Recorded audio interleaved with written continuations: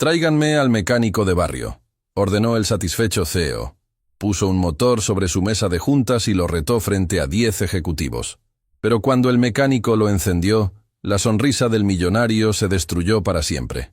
La sala de juntas del piso 42 del edificio corporativo de Grupo Castellón era el tipo de lugar diseñado para intimidar. Ventanales que iban del piso al techo mostraban la ciudad entera como si fuera una maqueta, una colección de edificios diminutos que recordaban a cualquier visitante quién estaba arriba y quién estaba abajo. La mesa de reuniones, tallada en una sola pieza de madera importada, podía sentar a 20 personas con comodidad. Y en la cabecera, como un rey en su trono, estaba Máximo Castellón. Era el tipo de hombre al que el poder le había deformado la sonrisa.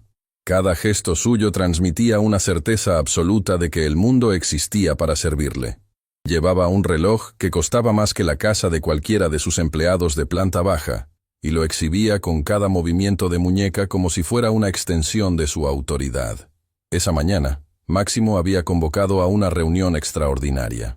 Los 10 ejecutivos más importantes de Grupo Castellón estaban sentados alrededor de la mesa, intercambiando miradas nerviosas. Nadie sabía exactamente por qué habían sido citados con tanta urgencia, pero todos conocían lo suficiente a Máximo como para saber que cuando él sonreía de esa manera, alguien estaba a punto de pasarla muy mal. «Señores», Máximo se puso de pie, caminando lentamente alrededor de la mesa con las manos entrelazadas detrás de la espalda. «Como saben, nuestro nuevo motor Titan VP8 es el proyecto más ambicioso en la historia de este grupo. Invertimos una fortuna en investigación, desarrollo e innovación. Es el futuro de Castellón Automotive». Hizo una pausa dramática, dejando que sus palabras flotaran en el aire acondicionado impecable de la sala. Pero hay un problema. El silencio se volvió incómodo. Luciana Ferrero, directora de ingeniería, cruzó los brazos. Su expresión era imposible de leer, como siempre. Era una mujer que había aprendido a sobrevivir en un mundo corporativo dominado por egos como el de Máximo, y lo hacía manteniendo sus emociones bajo llave permanente. «El motor falla», continuó Máximo, su sonrisa ensanchándose como si disfrutara de la tensión. «Nuestro equipo de ingenieros, los mejores pagados del país según me recuerdan cada trimestre, no han podido identificar por qué el Titan VP8 se detiene sin explicación después de encenderlo. Llevamos semanas con este problema. Semanas que nos cuestan millones». Se detuvo frente a Luciana. «¿Correcto, directora Ferrero?» Luciana asintió con rigidez. «Hemos explorado múltiples hipótesis. El equipo está trabajando día y noche para nada». Máximo la interrumpió sin levantar la voz, lo cual era peor que un grito. «Semanas de nada. Millones gastados en nada». Se giró hacia los demás. «Así que tomé una decisión. Si mis ingenieros de élite no pueden resolver esto, tal vez necesitamos otra perspectiva». Caminó hacia la puerta y la abrió. Del otro lado, 2 empleados de mantenimiento cargaban algo pesado sobre una plataforma con ruedas. Cuando lo colocaron sobre la mesa de reuniones, varios ejecutivos se echaron hacia atrás involuntariamente. Era un motor, el prototipo del Titan VP8. Grasa, cables, metal crudo. Sobre la mesa de madera importada que costaba más que un departamento, ahora descansaba una pieza de maquinaria industrial rodeada de herramientas de diagnóstico. «Señor Castellón», Dante Saúl Quiroga, el abogado corporativo, se inclinó hacia adelante con expresión preocupada. «¿Puedo preguntar cuál es el plan exactamente?» Máximo no respondió de inmediato. Se acercó al intercomunicador de la pared y presionó un botón. «Tráiganme al mecánico de barrio». Los ejecutivos intercambiaron miradas confundidas. Luciana Ferrero descruzó los brazos por primera vez, un destello fugaz de algo cruzando su rostro. ¿Alarma? ¿Reconocimiento? Desapareció tan rápido que nadie lo notó. Pasaron unos minutos que se sintieron eternos. Los ejecutivos susurraban entre ellos, incómodos con la presencia del motor manchando la perfección de la sala. Máximo simplemente esperaba, recargado contra el ventanal, con esa sonrisa que prometía espectáculo. Entonces, la puerta se abrió. Renato Ibarra entró a la sala de juntas como quien entra a otro planeta. Sus manos todavía tenían rastros de grasa entre las líneas de los nudillos, esas marcas que ningún jabón del mundo puede eliminar por completo. Su overol de trabajo contrastaba con los trajes ejecutivos como una mancha de realidad en un cuadro de fantasía. Olía a aceite de motor y a jornadas largas. No sabía por qué estaba ahí. Solo sabía que un hombre de la empresa había llegado al taller de don Efrén esa mañana preguntando por el mecánico que arregla lo que nadie puede arreglar. Don Efrén, con esa mezcla de orgullo y preocupación que solo un padre puede tener, había señalado a Renato. Así que este es el famoso mecánico Milagro. Máximo se acercó a él, examinándolo de arriba a abajo como quien examina un objeto curioso en una tienda de antigüedades. Me dicen que en su pequeño taller del barrio Las Cruces, usted arregla motores que otros dan por muertos. ¿Es cierto? Renato miró alrededor de la sala. 10 rostros lo observaban con mezclas de curiosidad, diversión y condescendencia. Sintió el peso de cada mirada como piedras sobre sus hombros. «Hago lo que puedo con lo que tengo, señor», respondió con voz tranquila. Máximo soltó una risa breve. «¡Qué humilde! Me encanta la humildad en las personas. Es tan pintoresca». Se giró hacia los ejecutivos, buscando sus risas cómplices. Algunos sonrieron incómodamente. Otros desviaron la mirada. «Bien, señor mecánico de barrio». Máximo señaló el motor sobre la mesa como quien señala un juguete roto. «Ahí tiene el motor más avanzado que esta empresa ha producido, el Titan V8. Mis ingenieros, personas con doctorados y maestrías de las mejores universidades del mundo, llevan semanas tratando de entender por qué falla. Semanas». Se acercó a Renato hasta estar incómodamente cerca.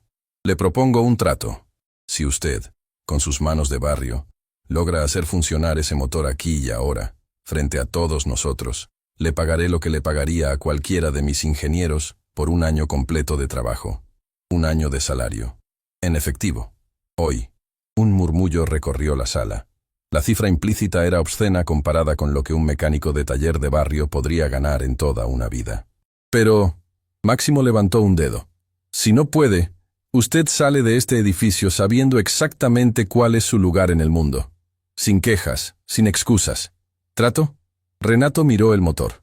Luego miró a Máximo. Luego miró a los ejecutivos que lo observaban como espectadores en un coliseo esperando que el gladiador cayera. Había algo en los ojos de Renato que Máximo no supo leer. No era miedo. No era arrogancia. Era algo más profundo. Algo que viene de haber pasado toda una vida siendo subestimado y haber aprendido a convertir ese dolor en silencio productivo. «¿Puedo examinar el motor primero?», preguntó simplemente. «Por supuesto». Máximo extendió la mano teatralmente. «Tiene todo el tiempo del mundo. Bueno, no todo. Digamos, 1 hora». «No voy a necesitar 1 hora», Renato murmuró mientras se acercaba a la mesa. Máximo arqueó las cejas, divertido, y se sentó en su silla de la cabecera. «Esto va a ser entretenido», comentó a Quiroga en voz lo suficientemente alta para que todos escucharan. Renato se inclinó sobre el motor y por un momento todo desapareció. La sala lujosa, los ejecutivos, las miradas, las burlas. Solo existían él y la máquina. Sus manos se movieron con una delicadeza que contradecía su apariencia. Tocaba cada pieza como si pudiera sentir su historia, su dolor, su secreto. Conectó el equipo de diagnóstico con movimientos precisos. Los cables encontraron sus puertos como si tuvieran memoria propia. Los ejecutivos observaban en silencio, algunos inclinándose hacia adelante a pesar de sí mismos. Minutos pasaron. Renato no hablaba. Solo tocaba, escuchaba, conectaba. Máximo comenzó a tamborear los dedos sobre la mesa, impaciente. «¿Y bien? ¿Ya descubrió que está fuera de su alcance?», preguntó con tono burlón. Renato no respondió. Estaba mirando algo en el interior del motor con una expresión que lentamente fue cambiando. Pasó de concentración a confusión. De confusión a algo que parecía incredulidad.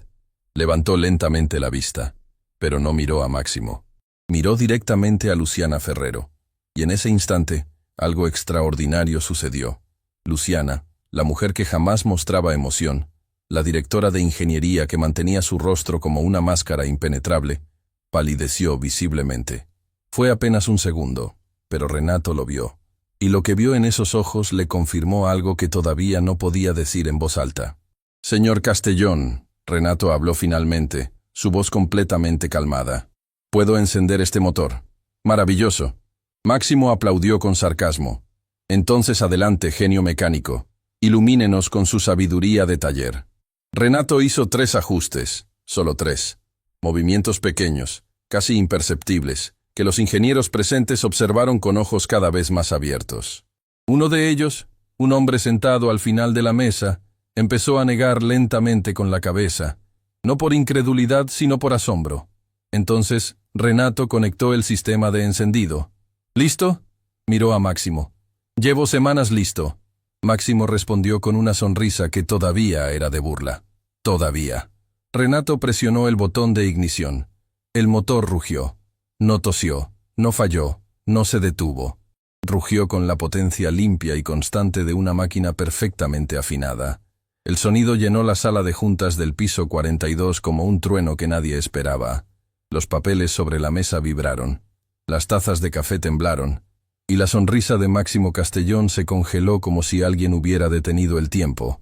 El motor seguía funcionando, segundo tras segundo, sin falla, sin interrupción. Perfecto. El silencio de los ejecutivos era más estruendoso que el motor mismo.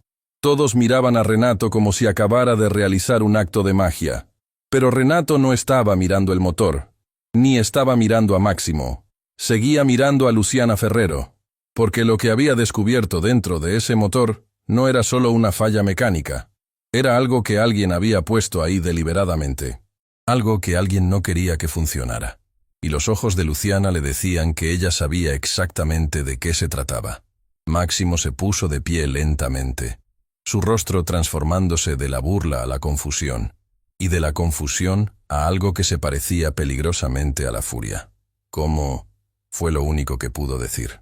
Renato apagó el motor. El silencio que siguió fue absoluto. El motor nunca estuvo dañado, señor Castellón, dijo Renato, limpiándose las manos con un trapo que sacó de su bolsillo. Su voz era tranquila, casi amable. Alguien lo saboteó. Y lo hizo de una manera muy inteligente, diseñada para que pareciera un defecto de fábrica imposible de detectar. ¿Sabotaje? Quiroga se levantó, su instinto de abogado activándose inmediatamente. Eso es una acusación gravísima. No es una acusación. Renato colocó sus herramientas sobre la mesa con cuidado, como si fueran instrumentos de cirugía. Es un hecho.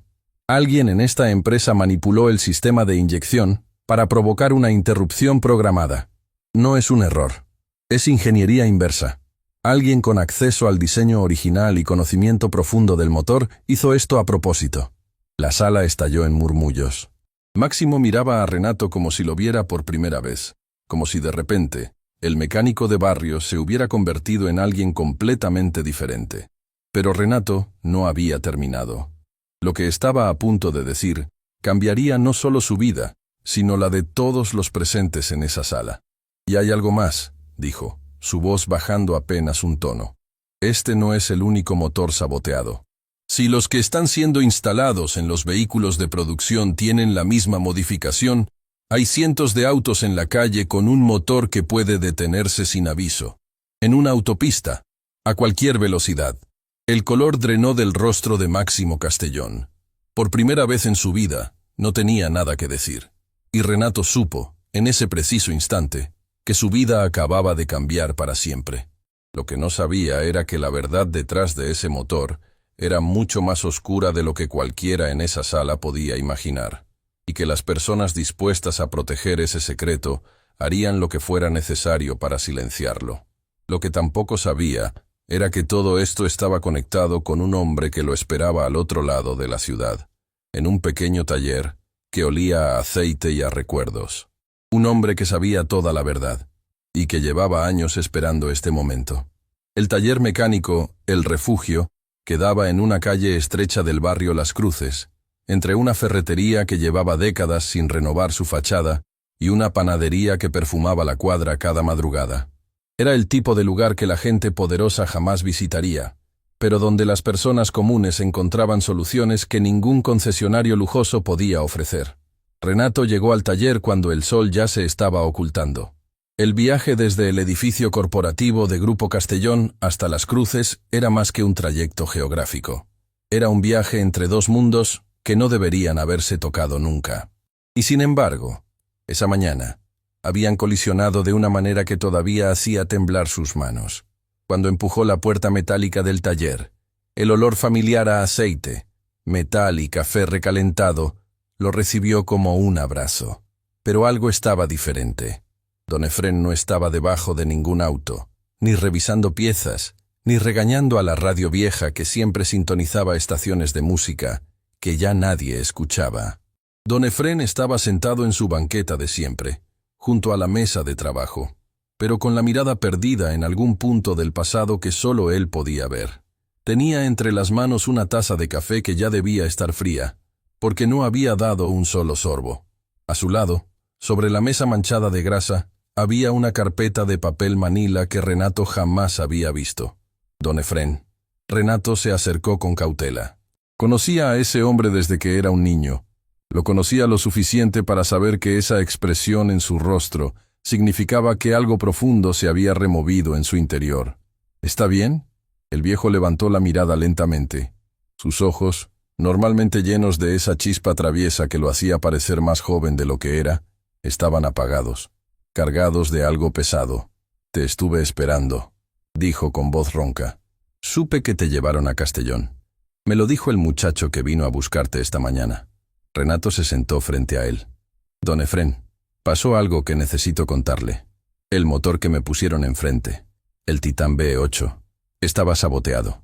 Alguien modificó el sistema de inyección a propósito para que fallara. Y lo hicieron de una forma tan sofisticada que ninguno de sus ingenieros pudo detectarlo».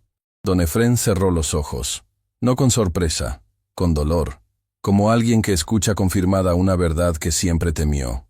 «Lo sé», susurró. Renato sintió como si el suelo se moviera bajo sus pies. «¿Cómo que lo sabe?» Don Efrén abrió la carpeta de papel manila. Dentro había documentos amarillentos, planos técnicos, diagramas de ingeniería con anotaciones hechas a mano. Renato reconoció inmediatamente lo que eran. Esquemas de diseño de motores. Pero no cualquier motor. La arquitectura base era inconfundiblemente similar al Titán B8.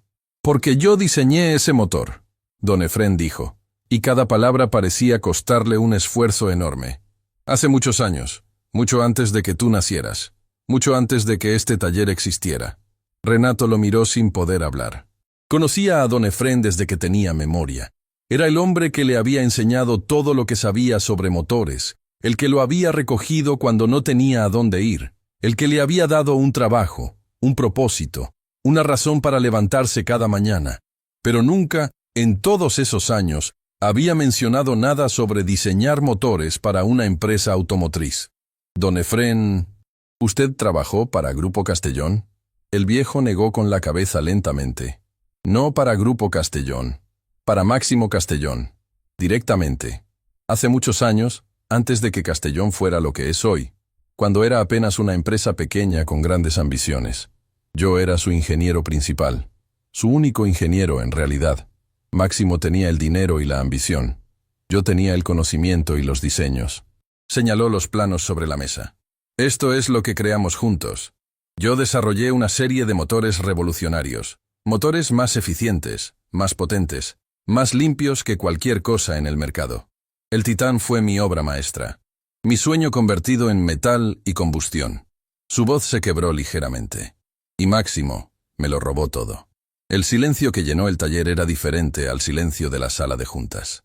Allá arriba, el silencio era frío y calculado. Aquí era cálido y doloroso, como una herida que nunca terminó de cicatrizar. «¿Cómo pasó?», Renato preguntó suavemente. Don Efrén se levantó con esfuerzo y caminó hacia una repisa donde guardaba piezas antiguas. Detrás de un compresor viejo, sacó una caja metálica que Renato nunca había notado. La abrió con una llave que llevaba siempre colgada al cuello, junto con una medalla religiosa. Cuando los primeros prototipos estuvieron listos, Máximo me pidió que firmara unos documentos. Dijo que eran acuerdos de confidencialidad estándar. Yo confiaba en él. Era mi socio, mi amigo. Firmé sin leer cada línea. Don Efrén sacó un fajo de papeles de la caja. Resultó que lo que firmé era una cesión total de propiedad intelectual. Cada diseño, cada plano, cada idea que yo había creado pasó a ser legalmente propiedad exclusiva de Máximo Castellón. Renato sintió una oleada de indignación tan intensa que tuvo que apretar los puños para controlarla. ¿Y no pudo pelear? ¿No pudo demostrar que los diseños eran suyos? Lo intenté. Contraté un abogado con los pocos ahorros que tenía, pero Máximo tenía algo que yo no, un ejército de abogados.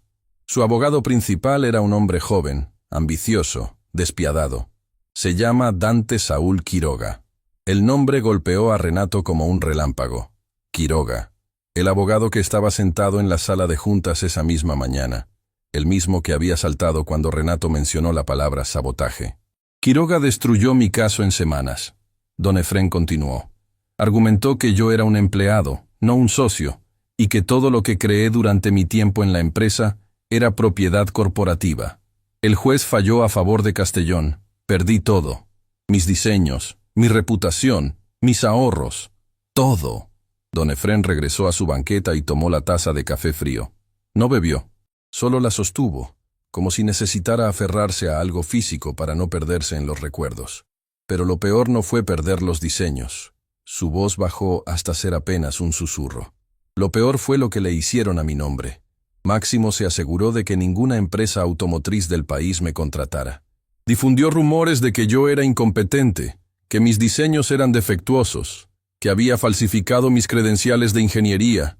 Me convirtieron en un fantasma profesional. Nadie quería siquiera hablar conmigo. Por eso abrió este taller. Renato comprendió de repente. No fue por elección, fue por supervivencia. Don Efrén confirmó. Abrí este taller porque era lo único que podía hacer sin necesitar la aprobación de nadie. Arreglar motores de gente común, motores que nadie consideraba importantes. Y aquí encontré algo que Máximo jamás entenderá. Paz.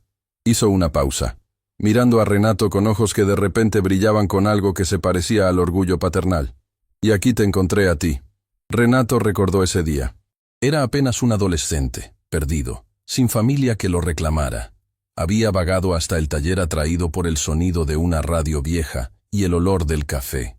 Don Efrén le dio un vaso de agua, un sándwich, y le preguntó si quería aprender algo útil.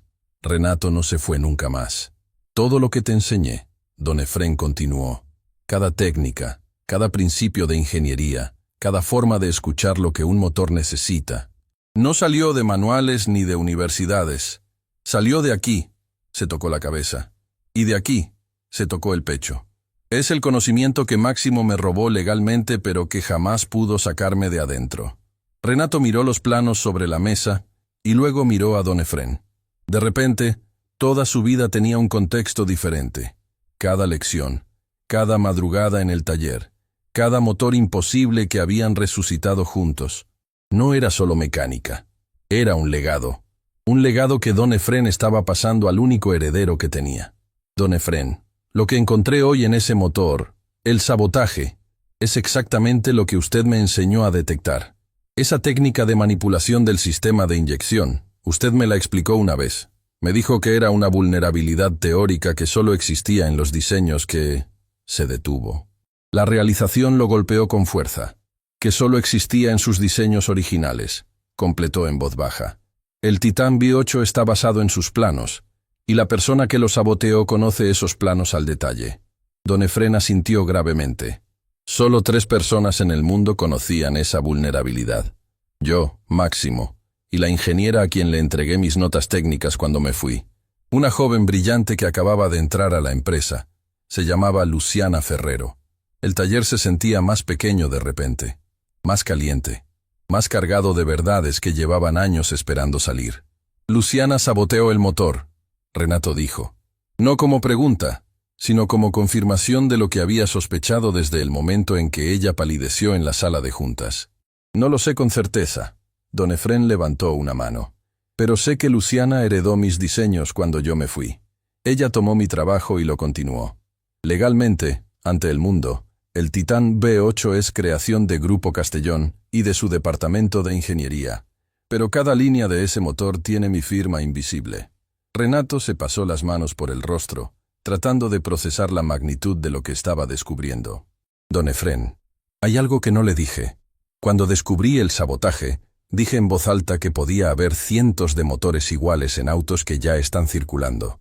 Si esos motores tienen la misma modificación, Pueden detenerse sin aviso en cualquier momento. El rostro de don Efrén cambió por completo. La tristeza y la nostalgia fueron reemplazadas por algo que Renato conocía bien.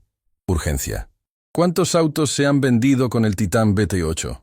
No lo sé, pero por la escala de producción de Castellón podrían ser cientos, tal vez más. Don Efrén se puso de pie con una energía que desmentía sus años. Renato, escúchame bien. Si lo que dices es cierto, esto ya no se trata de mis diseños robados ni de mi orgullo herido. Se trata de personas inocentes que están conduciendo autos que pueden convertirse en trampas. Familias enteras. Lo sé. No lo sabes. No sabes todo. Don Efrén lo miró directamente a los ojos. Hace tiempo una mujer vino a buscarme. Una periodista joven. Dijo que estaba investigando irregularidades en Grupo Castellón. Le pregunté cómo me había encontrado y me dijo que tenía una fuente dentro de la empresa. Una fuente que le había hablado de un ingeniero original cuyos diseños habían sido robados. ¿Quién era? Se llama Amara Vidal. Me dejó su tarjeta. Le conté lo que sabía, pero le pedí que no publicara nada todavía. Le dije que no tenía pruebas suficientes para enfrentar a Castellón y que sin pruebas, él nos destruiría como me destruyó a mí. Don Efrén buscó entre los papeles de la caja metálica y sacó una tarjeta de presentación sencilla. Pero ahora las cosas cambiaron. Ahora tú viste el sabotaje con tus propios ojos, frente a testigos. Ahora hay evidencia que ni Castellón puede negar. Renato tomó la tarjeta. Amara Vidal, periodista independiente. Un número de teléfono y un correo electrónico. Llámala, don Efrén dijo con voz firme. Cuéntale lo que viste. Ella sabrá qué hacer con esa información. Renato guardó la tarjeta en su bolsillo, pero antes de que pudiera decir algo más, su teléfono sonó. Era un número desconocido. ¿Señor Ibarra? La voz al otro lado era femenina, profesional, tensa. Soy Elena Castellón, directora de imagen corporativa de Grupo Castellón. Necesito hablar con usted. Es urgente. ¿Cómo consiguió mi número? Eso no importa ahora. Lo que importa es que mi padre acaba de ordenar que todo lo que sucedió hoy en la sala de juntas quede bajo un acuerdo de confidencialidad. Está enviando a Quiroga con documentos legales a su taller en este momento. Si usted firma, le ofrecerán una cantidad considerable de dinero. Si no firma, hubo una pausa cargada de significado. ¿Si no firmo qué? Mi padre no está acostumbrado a que le digan que no, señor Ibarra. Y lo que usted descubrió hoy podría costarle a esta empresa todo lo que ha construido. Él hará lo que sea necesario para proteger su imperio. ¿Y usted? ¿Está llamando para advertirme o para amenazarme? Otro silencio. Más largo. Más revelador. Para advertirle, Elena dijo finalmente, su voz bajando como si temiera que alguien pudiera escucharla. Porque lo que mi padre está intentando ocultar es más grande de lo que usted imagina. Y si Quiroga llega a su taller antes de que usted asegure la evidencia de lo que vio hoy, todo habrá sido en vano. La llamada se cortó. Renato miró a don Efrén. El viejo ya estaba de pie, guardando la caja metálica y los planos en una mochila gastada. Don Efrén, ¿qué hace? Lo que debía hacer hace años, respondió con una determinación que le quitó décadas de encima. Proteger lo que es nuestro. Quiroga no es un hombre que llega tarde, muchacho. Si Elena dice que viene, ya está en camino. Un par de faros iluminaron la calle estrecha frente al taller. Un auto lujoso se estacionó lentamente, su motor ronroneando con esa perfección que solo el dinero puede comprar. Renato y don Efrén intercambiaron una mirada. No necesitaron palabras. Lo que estaba por suceder en ese pequeño taller del barrio Las Cruces iba a desencadenar una tormenta que sacudiría los cimientos de uno de los imperios corporativos más poderosos del país. Y en medio de esa tormenta, un mecánico de barrio y un viejo ingeniero olvidado serían los únicos que tendrían el coraje de mantenerse de pie. Lo que ninguno de los dos sabía era que dentro de ese auto lujoso no venía solo Quiroga. Venía alguien más. Alguien cuya presencia cambiaría completamente las reglas del juego. La puerta del auto lujoso se abrió, y Dante Saúl Quiroga bajó con un portafolio bajo el brazo, y esa expresión de quien está acostumbrado a que las puertas se abran antes de que él llegue. Caminó hacia el taller con pasos calculados, cada uno midiendo el terreno como un depredador que conoce su territorio. Pero no venía solo. Del asiento trasero bajó una mujer. Y cuando la luz del taller iluminó su rostro, don Efrén dejó caer la mochila que estaba preparando. No fue un gesto dramático. Fue involuntario. Como cuando el cuerpo reacciona antes que la mente porque reconoce algo que el corazón nunca olvidó. Luciana Ferrero estaba de pie en la calle, donde nunca debió haber estado. En la puerta del taller del hombre a quien le debía todo, y a quien había traicionado con su silencio. Buenas noches. Quiroga habló primero, entrando al taller sin pedir permiso, como si el mundo entero fuera una extensión de las oficinas de Castellón. Señor Ibarra, vengo en representación de Grupo Castellón con una propuesta que le conviene escuchar. Renato no se movió. Estaba parado junto a don Efrén, y podía sentir la tensión que irradiaba del cuerpo del viejo como calor de un motor recién apagado. «Puede hablar», dijo Renato. Quiroga abrió el portafolio sobre la mesa de trabajo, sin importarle las manchas de grasa.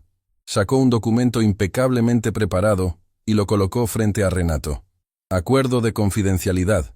Usted firma aquí, y Grupo Castellón le deposita esta cantidad en la cuenta que usted designe». Señaló una cifra escrita en la última página. «Es una suma generosa, señor Ibarra. Mucho más de lo que este taller genera en una vida entera». Renato miró la cifra. Era obscena. Era el tipo de número que cambia la dirección de una existencia, que compra casas, que elimina deudas, que construye futuros. Pero también era el precio de su silencio. Y el silencio, cuando hay vidas en juego, tiene un costo que ninguna cifra puede cubrir. «¿Y qué pasa con los motores que ya están en la calle?», preguntó Renato sin tocar el documento. Quiroga ni siquiera parpadeó. «Eso es un asunto interno de la empresa. Será manejado por nuestro departamento de ingeniería». ¿El mismo departamento que no pudo detectar el sabotaje? Un músculo en la mandíbula de Quiroga se tensó. «Señor Ibarra, le estoy ofreciendo una oportunidad, no un debate. Firme, tome el dinero y continúe con su vida». Fue entonces cuando don Efrén habló. Su voz salió rasposa, cargada de años de dolor contenido. «Igual que me ofreciste a mí, ¿verdad, Quiroga?». El abogado giró la cabeza hacia don Efrén, y por primera vez esa noche, su máscara profesional se agrietó. Solo un instante. Solo lo suficiente para que Renato notara que Quiroga sabía perfectamente quién era don Efrén. «Señor, no sé a qué se refiere». Quiroga recuperó la compostura rápidamente. «Claro que lo sabes». Don Efrén dio un paso al frente. «Tú redactaste los documentos que Máximo me hizo firmar. Tú construiste la trampa legal que me quitó todo. Y tú personalmente te encargaste de destruir cada recurso que mi abogado presentó. No finjas que no me conoces, porque yo nunca te olvidé». El taller se llenó de un silencio que pesaba como plomo. Luciana Ferrero permanecía en la entrada, sin entrar completamente, como atrapada entre dos mundos. Sus ojos estaban fijos en don Efrén, y había algo en su mirada que no era frialdad corporativa. Era vergüenza. «Luciana». Don Efrén pronunció su nombre sin rencor, pero con una tristeza que cortaba más que cualquier grito. «Hace mucho tiempo te entregué mis notas, mis años de investigación. Te los di porque creí que eras la persona correcta para continuar mi trabajo, porque vi en ti la misma pasión que yo tenía». Luciana no respondió. Sus labios temblaban imperceptiblemente. «¿Por qué saboteaste el motor?». Don Efrén preguntó directamente. «¿Por qué destruir algo que tú misma ayudaste a construir?». «Ella no va a responder esa pregunta». Quiroga se interpuso. «Nada de lo que se diga aquí tiene validez legal sin la presencia de...». Porque no podía seguir siendo cómplice. La voz de Luciana detuvo a todos. Había entrado al taller sin que nadie lo notara y ahora estaba de pie bajo la luz central, con los brazos cruzados no en postura defensiva, sino como si intentara sostenerse a sí misma. «¿Cómplice de qué?». Renato preguntó. Luciana miró a Quiroga como midiendo las consecuencias de lo que estaba a punto de hacer. El abogado le lanzó una mirada de advertencia tan intensa que cualquier otra persona habría retrocedido. Pero Luciana no retrocedió. «El Titán B8 tiene un defecto de diseño que descubrí durante las pruebas finales», comenzó, su voz ganando firmeza con cada palabra. «Un defecto que bajo ciertas condiciones de temperatura y esfuerzo mecánico causa una falla catastrófica en el sistema de inyección. Se lo reporté a Máximo personalmente. Le dije que necesitábamos detener la producción, corregir el problema y volver a certificar el motor antes de lanzarlo al mercado». «¿Y qué dijo Castellón?». Don Efrén preguntó, aunque su expresión indicaba que ya conocía la respuesta. Dijo que detener la producción costaría millones, que los inversionistas retirarían su apoyo, que la reputación del grupo no podía permitirse un retraso. Luciana descruzó los brazos y sus manos temblaban visiblemente. Me ordenó falsificar los reportes de certificación. Me dijo que el defecto era tan raro que probablemente nunca se manifestaría en condiciones normales de uso. Me dijo que lo olvidara. Pero no lo olvidaste, Renato dijo.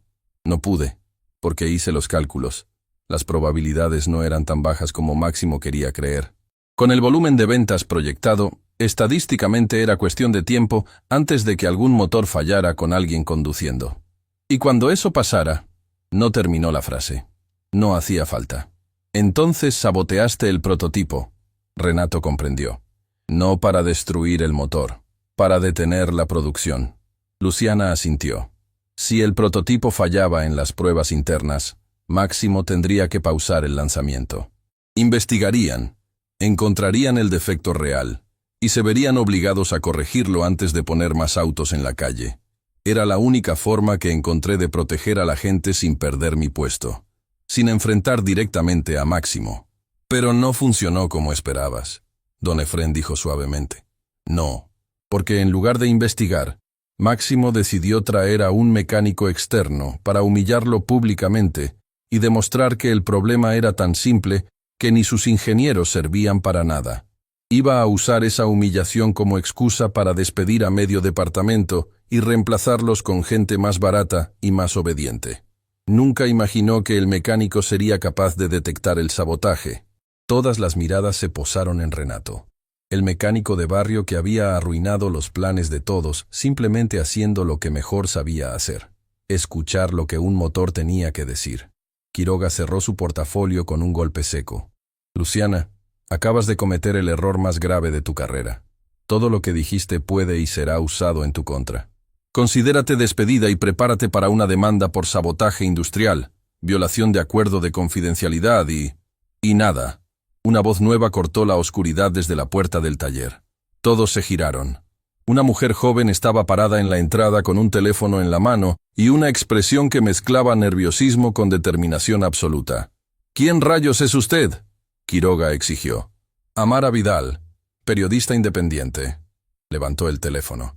Y acabo de grabar cada palabra que se dijo en los últimos 10 minutos. El color desapareció del rostro de Quiroga, como agua drenándose de una bañera. Eso es ilegal, balbuceó. Grabación sin consentimiento en propiedad privada. Es mi taller. Don Efrén interrumpió con voz firme. Y yo le di permiso para estar aquí. La llamé mientras ustedes venían en camino. Renato miró a don Efrén con asombro.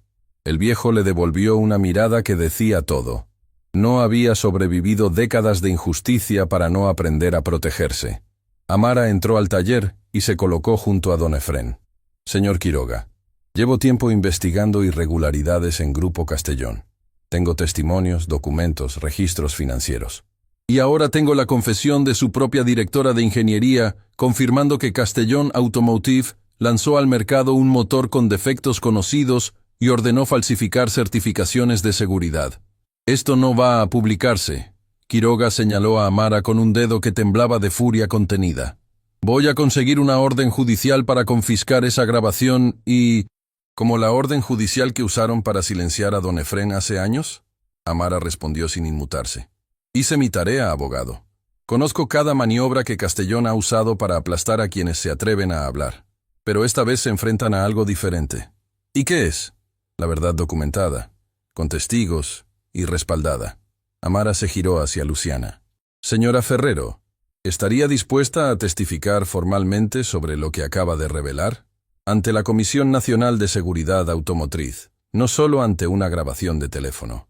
Luciana miró a Quiroga, luego a don Efrén, luego al suelo. El silencio duró apenas unos segundos, pero se sintió como una eternidad.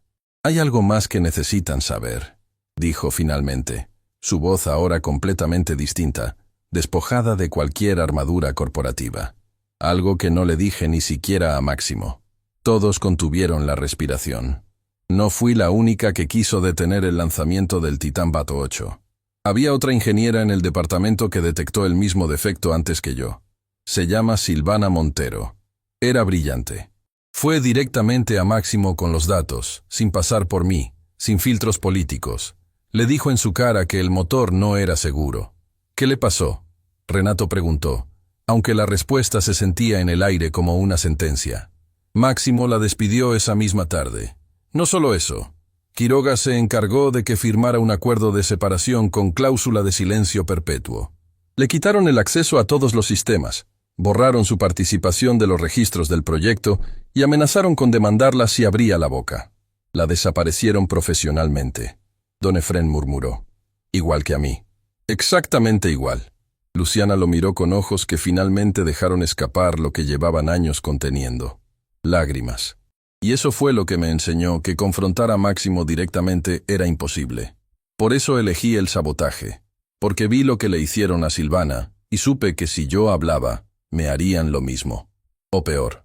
Don Efrén se sentó lentamente en su banqueta.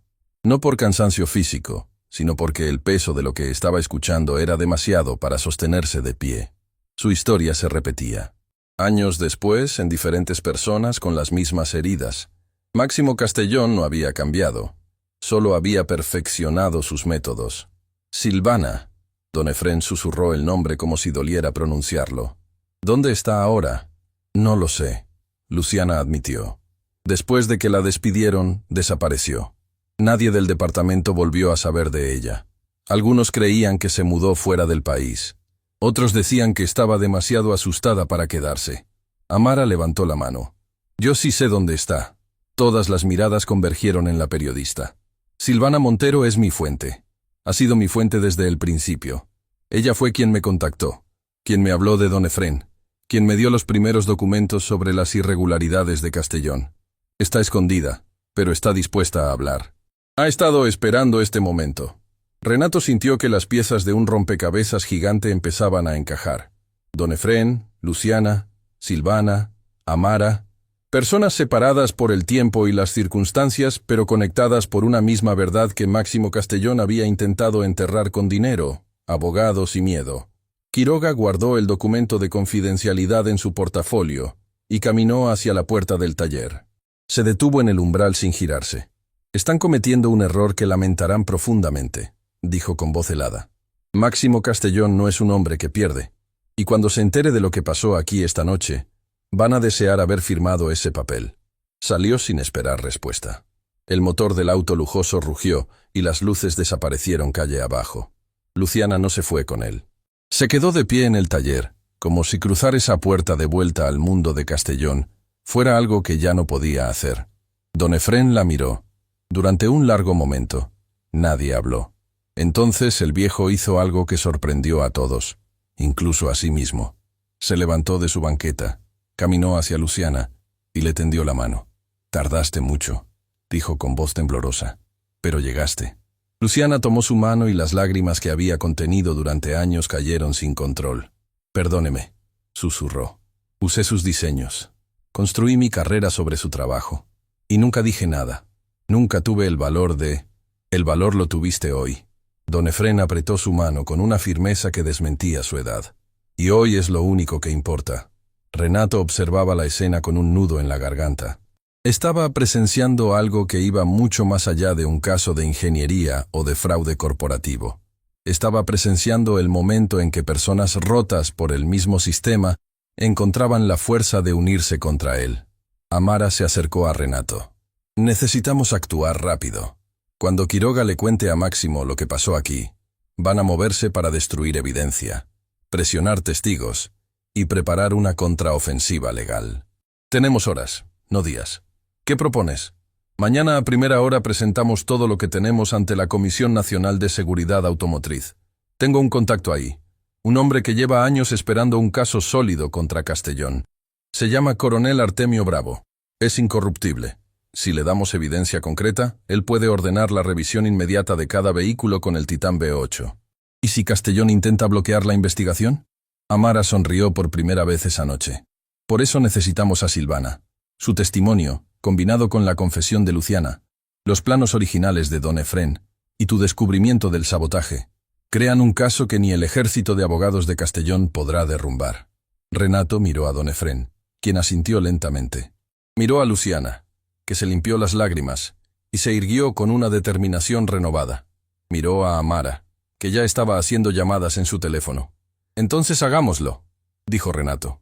Esa noche, En un pequeño taller que olía a aceite y a esperanza, 4 personas que el sistema había intentado aplastar comenzaron a construir algo que el dinero de Máximo Castellón no podría comprar ni destruir: la verdad. Pero ninguno de ellos sabía que a pocas cuadras, en el interior del auto lujoso que se alejaba, Quiroga no estaba llamando a Máximo. Estaba llamando a alguien más, alguien cuyo nombre nunca aparecía en documentos corporativos, alguien que se encargaba de los problemas que los abogados no podían resolver. Y esa persona acababa de recibir 4 nombres. Nadie durmió esa noche en el taller El Refugio. Don Efrén preparó café en la cafetera vieja que llevaba décadas funcionando con la misma terquedad que su dueño. Luciana se sentó en un rincón, revisando documentos en su teléfono, borrando archivos corporativos de Castellón que pudieran rastrear su ubicación. Amara hacía llamadas en voz baja, coordinando con Silvana Montero para el encuentro del día siguiente. Y Renato, sentado frente al motor que había traído en su camioneta como evidencia, repasaba mentalmente cada detalle del sabotaje para asegurarse de que su testimonio fuera irrefutable. El amanecer los encontró exhaustos pero unidos por algo que ninguno de ellos tenía desde hacía mucho tiempo: un propósito compartido. La oficina de la Comisión Nacional de Seguridad Automotriz abre temprano, Amara anunció mientras guardaba su teléfono. El coronel Artemio Bravo aceptó recibirnos, pero necesitamos llegar antes de que Castellón se entere de nuestros movimientos. Ya se enteró, Luciana dijo con tono sombrío. Conozco a Máximo. Quiroga lo habrá llamado apenas salió de aquí. A estas alturas, ya tiene un plan para neutralizarnos. Entonces, no perdamos más tiempo. Don Efrén se levantó, guardando sus planos originales en la mochila con el cuidado de quien protege algo sagrado. Estos papeles llevan años esperando ver la luz. No voy a dejar que esperen un minuto más. Salieron del taller cuando el barrio Las Cruces apenas comenzaba a despertar. La panadería de al lado ya emanaba ese aroma cálido de siempre, y por un instante, Renato pensó en lo extraño que era que el mundo siguiera funcionando normalmente mientras ellos cargaban sobre sus hombros una verdad que podía derrumbarlo todo. Subieron a la camioneta de Renato, don Efrén en el asiento del copiloto, aferrando su mochila contra el pecho. Luciana y Amara atrás. El motor que Renato había reparado iba asegurado en la parte trasera, cubierto con una lona. Llevaban apenas unas cuadras recorridas cuando el teléfono de Amara sonó. La periodista contestó y su rostro cambió inmediatamente. ¿Silvana? Tranquila. Habla despacio, ¿qué pasó? Los demás observaron cómo Amara palidecía con cada segundo que pasaba. Cuando colgó, sus manos temblaban. Silvana dice que alguien estuvo frente a su edificio toda la noche. Un auto estacionado con las luces apagadas. Se fue hace apenas una hora. La están vigilando. Renato apretó el volante. Es peor que eso. Amara tragó saliva. Cuando Silvana bajó a revisar, encontró un sobre debajo de su puerta. Adentro había una sola hoja. Una foto de ella entrando a mi oficina la semana pasada. Y una nota que decía: todavía estás a tiempo de olvidar. El silencio dentro de la camioneta era asfixiante. Don Efrén cerró los ojos. Conocía ese lenguaje. Lo había vivido en carne propia años atrás, cuando intentó recuperar sus diseños y de repente comenzaron a aparecer personas desconocidas cerca de su taller, llamadas de números bloqueados a medianoche, señales inconfundibles de que alguien con poder quería recordarle lo pequeño que era. Silvana quiere retirarse, Amara dijo con voz quebrada. Tiene miedo. No la culpo. Sin Silvana, nuestro caso se debilita. Luciana razonó fríamente, su mente de ingeniera buscando soluciones como buscaba fallas en motores. Mi testimonio y el de don Efrén son fuertes, pero ella tiene documentos internos que yo no tengo. Reportes originales, correos electrónicos, datos de las pruebas de seguridad que Máximo ordenó destruir. Entonces vamos por ella primero. Renato decidió. Amara le dio la dirección. Quedaba al otro lado de la ciudad, en un edificio modesto en un barrio que no aparecía en los mapas turísticos. Renato condujo en silencio, esquivando el tráfico matutino con la precisión de quien conoce cada calle como conoce cada pieza de un motor. Cuando llegaron al edificio de Silvana, Renato estacionó la camioneta frente a la entrada. Amara subió sola mientras los demás esperaban. Los minutos se arrastraban como horas. Finalmente, la puerta del edificio se abrió y Amara salió acompañada de una mujer que caminaba con la cautela de quien ha aprendido a mirar sobre su hombro constantemente. Silvana Montero tenía la mirada de alguien que ha sido obligada a vivir a la sombra durante demasiado tiempo. Pero debajo de esa cautela había una chispa de algo que el miedo no había podido apagar del todo. Cuando subió a la camioneta y vio a Luciana, se detuvo. «Luciana», dijo simplemente. «Silvana», Luciana respondió. Hubo un momento tenso, cargado de historia compartida. La última vez que se habían visto fue el día en que Silvana fue escoltada fuera del edificio de Castellón con sus pertenencias en una caja, mientras Luciana observaba desde su oficina sin hacer nada. «No vine aquí por ti», Silvana aclaró con voz firme. «Vine porque hay personas conduciendo autos que pueden detenerse sin aviso. Personas que no saben que sus vidas dependen de un motor defectuoso que un hombre codicioso se negó a corregir». «Lo sé», Luciana aceptó el golpe sin defenderse. «Y tienes todo el derecho a no perdonarme. El perdón no está en mi lista de prioridades ahora mismo». Silvana se abrochó el cinturón. «Lo que sí está es asegurarme de que Máximo Castellón no pueda seguir jugando con la seguridad de la gente». Silvana abrió su bolso y sacó un disco portátil de almacenamiento. «Aquí está todo. Cada reporte de prueba original, cada correo donde Máximo ordena ignorar los resultados, cada registro de las certificaciones falsificadas. Lo copié todo antes de que borraran mi acceso al sistema. Lo he guardado durante años esperando que llegara el momento correcto». «Ese momento es ahora», don Efrén dijo desde el asiento delantero sin girarse. Su voz era suave, pero cargaba el peso de un hombre que había esperado décadas por justicia. Silvana miró la parte trasera de su cabeza. «¿Usted es don Efrén? ¿El ingeniero original?» «Lo que queda de él», respondió con una sonrisa triste. «Sus diseños eran extraordinarios», Silvana dijo, y había genuina admiración en su voz. «Cuando trabajé con ellos, supe que habían sido creados por alguien que amaba la ingeniería de una forma que ya nadie ama nada. Lamento lo que le hicieron». Don Efrén no respondió con palabras. Solo asintió y apretó su mochila un poco más fuerte contra su pecho. Renato arrancó la camioneta rumbo a la sede de la Comisión Nacional de Seguridad Automotriz. Pero cuando estaban a mitad de camino, su teléfono vibró. Era un mensaje de texto de un número que reconoció inmediatamente. «Elena Castellón. No vayan a la comisión. Mi padre llegó primero. Tiene una orden judicial temporal que bloquea cualquier investigación sobre el Titán UP8 por las próximas 48 horas. Quiroga la consiguió esta madrugada con un juez cercano». Renato leyó el mensaje en voz alta. El efecto fue demoledor. Amara golpeó el asiento con frustración. Luciana apretó los puños en silencio. Silvana cerró los ojos como si hubiera esperado exactamente esto.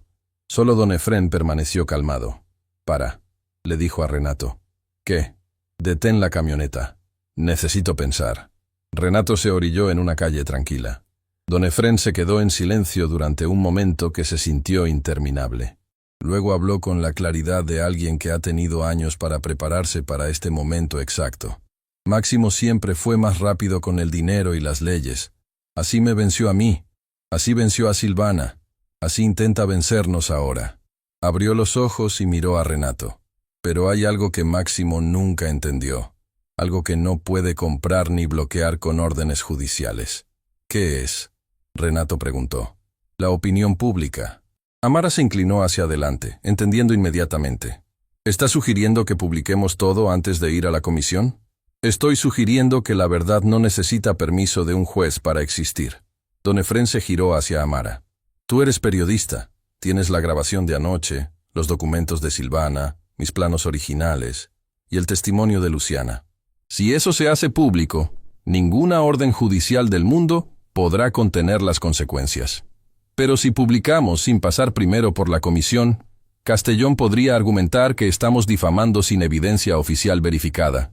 Luciana advirtió. «Que argumente lo que quiera», don Efrén respondió con una firmeza que hizo vibrar su voz. «Cuando la gente sepa que está conduciendo autos que pueden detenerse sin aviso, ningún argumento legal va a importar. La presión pública obligará a la comisión a actuar, con o sin orden judicial». El teléfono de Renato vibró nuevamente. Otro mensaje de Elena. «Hay algo más.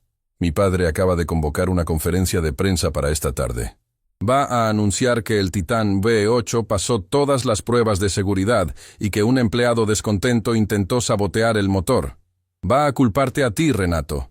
Va a decir que tú manipulaste el motor durante la demostración para extorsionar a la empresa. Renato sintió como si le hubieran vaciado un balde de agua helada. Máximo no solo iba a defenderse, iba a atacar. Iba a convertir al héroe en villano y al villano en víctima. Ese es su juego, Luciana confirmó con amargura. Controlar la narrativa antes de que la verdad tenga oportunidad de respirar. Lo vi hacerlo docenas de veces. Cuando alguien lo amenaza, no se defiende. Ataca primero, más fuerte, más rápido. ¿Y la promesa que me hizo? Renato dijo de repente, recordando algo que había quedado suspendido en el caos de las últimas horas. En la sala de juntas, frente a 10 ejecutivos, Máximo me prometió 1 año de salario de ingeniero si hacía funcionar el motor. Lo hice. Nunca pagó. Y nunca lo hará, Luciana dijo. Para Máximo, las promesas a personas como nosotros son decoración verbal. Las dice para sentirse generoso y las olvida antes de que terminen de sonar. Don Efrén puso una mano sobre el hombro de Renato. Muchacho, lo que Máximo te debe no se paga con dinero. Se paga con justicia. Y eso es exactamente lo que vamos a cobrarle. Renato respiró profundamente. Luego tomó una decisión. Amara, ¿puedes publicar todo antes de la conferencia de prensa de Castellón? La periodista ya estaba tecleando en su teléfono.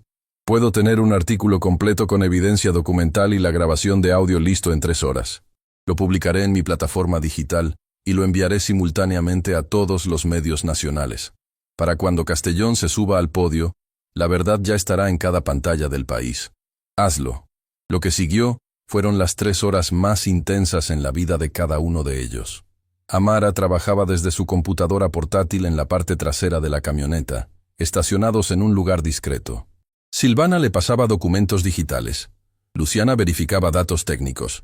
Don Efrén revisaba que los planos originales estuvieran correctamente explicados para que cualquier persona, no solo ingenieros, pudiera entender lo que significaban. Y Renato hacía algo que nadie le pidió, pero que resultó ser decisivo. Grabó un video.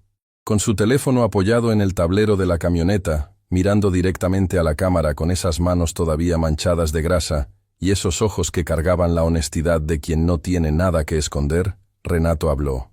Mi nombre es Renato Ibarra. Soy mecánico.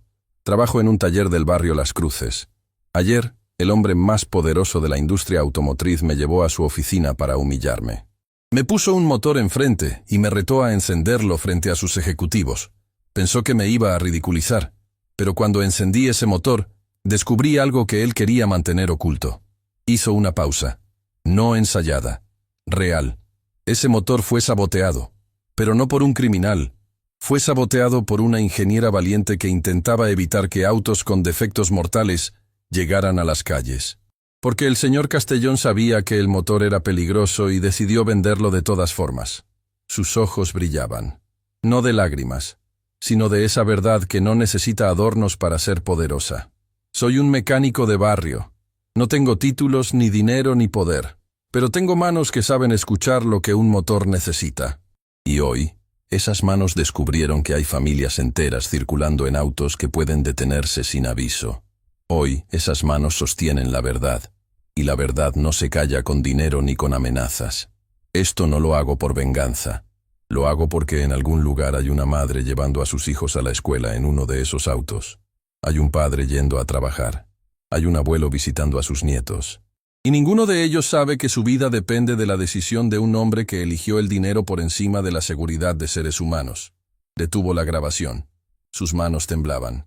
Amara, que había escuchado todo mientras trabajaba, lo miraba con la boca ligeramente abierta. ¿Qué? Renato preguntó. Eso. Amara señaló el teléfono. Es exactamente lo que le faltaba a mi artículo. La cara de la verdad. ¿Me permites publicar tu video junto con la investigación? Renato asintió. A las 11 de la mañana, Amara presionó publicar. El artículo contenía todo.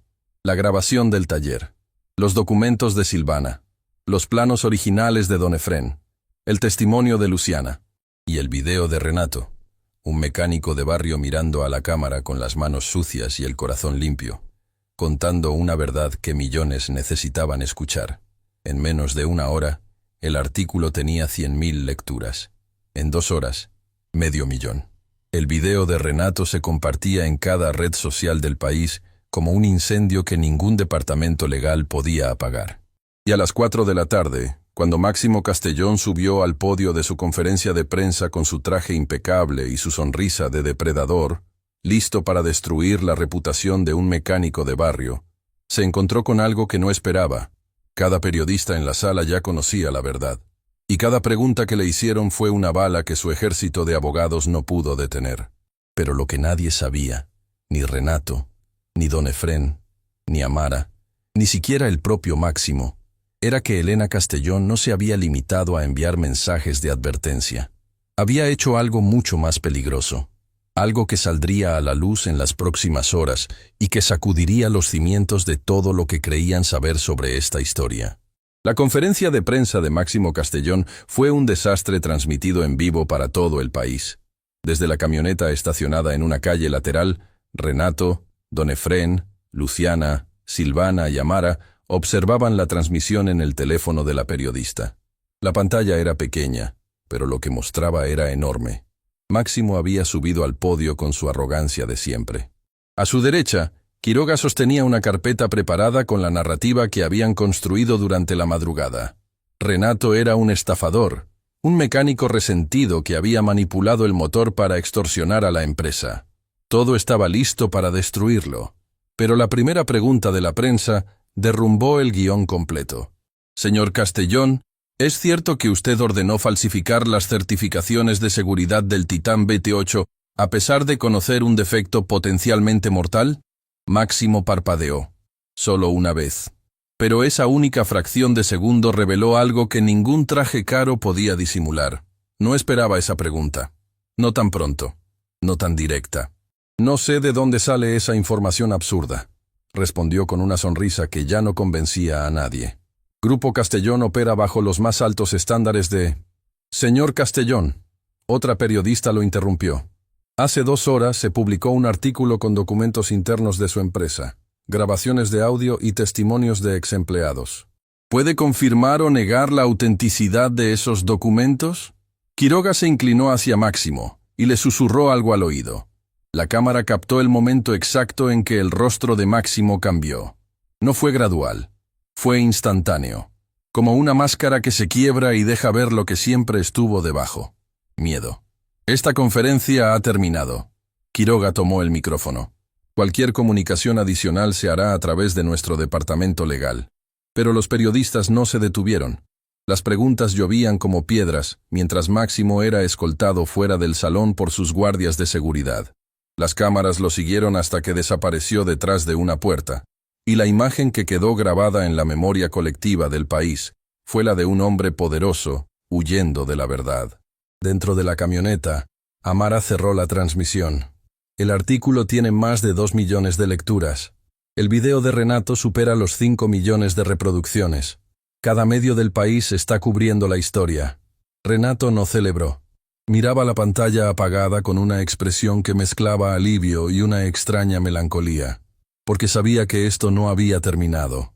Los hombres como Máximo Castellón no caían por una conferencia de prensa fallida. Se levantaban, reagrupaban y atacaban con más fuerza. Su teléfono vibró. Elena Castellón. Necesito verlos. Ahora. Tengo algo que cambia todo. Plaza del barrio Montecristo, junto a la fuente. Vengan solos. Renato mostró el mensaje al grupo. Las reacciones fueron mixtas. Podría ser una trampa, Silvana advirtió. Elena nos ha estado ayudando desde el principio, Amara defendió. Sin sus advertencias, Quiroga nos habría silenciado anoche. La pregunta no es si nos ha ayudado, Luciana intervino. La pregunta es por qué. Es la hija de Máximo. Lleva su apellido, su sangre, su herencia. ¿Por qué traicionar a su propio padre? Don Efrén, que había permanecido callado desde que terminó la conferencia, finalmente habló. Porque a veces la sangre no pesa tanto como la conciencia. Vamos. La plaza del barrio Montecristo era un espacio tranquilo rodeado de árboles viejos que habían visto pasar generaciones. La fuente central llevaba años sin funcionar, pero seguía ahí, como un monumento a promesas incumplidas. Elena estaba sentada en un banco cerca de la fuente, sola, con un maletín sobre las rodillas y la postura de alguien que ha tomado una decisión irreversible. Cuando los vio llegar, se puso de pie. Sus ojos estaban enrojecidos pero secos. Ya no quedaban lágrimas, solo determinación. «Gracias por venir», dijo directamente, sin preámbulos. «No tengo mucho tiempo. Mi padre sabe que fui yo quien les advirtió sobre la orden judicial y la conferencia de prensa». Quiroga rastreó los mensajes. «Ya no soy bienvenida en mi propia familia». «Elena», Amara comenzó. «No necesito compasión». Elena la interrumpió con firmeza. «Necesito que escuchen lo que tengo que decir, porque lo que voy a revelarles es la razón por la que hice todo esto». Abrió el maletín. Dentro había un sobre grueso y una tablet encendida. Cuando era joven, mi padre era diferente. Ambicioso, sí. Obsesionado con el éxito, siempre. Pero no era cruel. No era el hombre que vieron en esa sala de juntas humillando a un mecánico por diversión. Su voz tembló apenas un instante antes de recuperar la firmeza. Todo cambió cuando su empresa empezó a crecer. El poder le mostró que podía hacer lo que quisiera sin consecuencias. Y poco a poco, el hombre que yo admiraba desapareció. En su lugar quedó alguien que solo veía números, ganancias, dominio. Miró a don Efrén directamente. «Señor, yo no había nacido cuando mi padre le robó sus diseños, pero crecí escuchando historias. Mi madre, antes de separarse de él, me contó que hubo un ingeniero brillante que fue la base de todo lo que Castellón Automotive construyó. Un hombre al que mi padre borró de la historia como si nunca hubiera existido». Don Efrén la miraba sin pestañear. Cada palabra de Elena era como una puerta abriéndose hacia habitaciones que él creía selladas para siempre. «Mi madre guardó cosas», Elena continuó. «Documentos que mi padre creía destruidos. Los guardó como seguro, como protección, por si algún día necesitaba defenderse de él». Sacó el sobre del maletín. «Cuando ella se fue de la casa, me los dejó a mí», me dijo. «Cuando sea el momento correcto, sabrás qué hacer con esto». Le entregó el sobre a don Efrén. El viejo lo abrió con manos que temblaban no de debilidad sino de emoción. Dentro había documentos que reconoció al instante. Eran los contratos originales que había firmado años atrás. Pero había algo más. Había versiones previas de esos mismos contratos, borradores que mostraban claramente las cláusulas que habían sido modificadas entre una versión y otra. «¿Qué es esto?», don Efrén susurró. «La prueba de que los documentos fueron alterados después de que usted los firmó», Elena explicó. «Usted firmó un acuerdo de sociedad igualitaria, pero Quiroga cambió las cláusulas clave antes de registrar el contrato oficialmente. Lo que usted firmó y lo que se presentó ante las autoridades son dos documentos diferentes». El mundo de don Efrén se detuvo. Durante años, décadas enteras, había vivido creyendo que su error había sido no leer lo que firmó.